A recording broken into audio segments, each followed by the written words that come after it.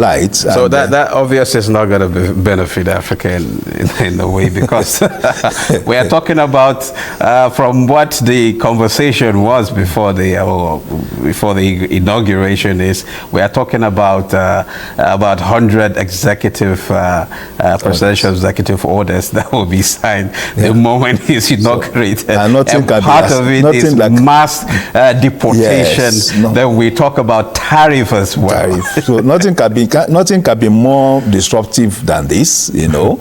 Already he's talking about external revenue service.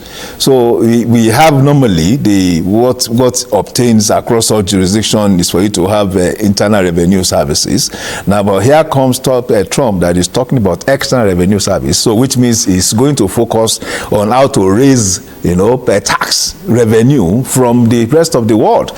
So it's as if there is going to be one America and the rest of the world. I think it's confusing, and what it desires, or rather what it requires of the world or African countries, is to be able to also build our own structure, our own profile in the trade arena.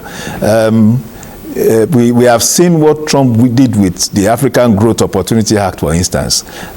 Even that act was initiated by a Republican government, was encouraged by Obama, but of course with the coming of Trump, nobody had anything about African Growth and Opportunity Act. So for me, that act being the center, the major reference of what Trump can do. Because most Americans will love their president to actually focus on them. And you know, his campaign message has always been America first. Don't also forget that America grew up, or rather developed, as a result of diversity, either in terms of human diversity, and of course in terms of investment diversity.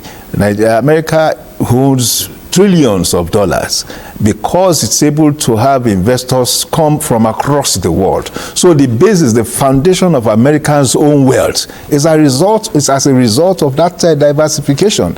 China, for instance, that had become a major concern for Trump, holds more than 3 trillion, you know, treasury bills in America treasury. So to a large extent, America itself did not organically develop. It is a product of diversification across cultures, across economies and all that. So to a large extent, we are going to see a new paradigm that Trump is trying to push, and of course, thankfully, the interregnum, the democratic interregnum between 2020 and now, would add more or less eroded the foundation he was trying to build in 2020.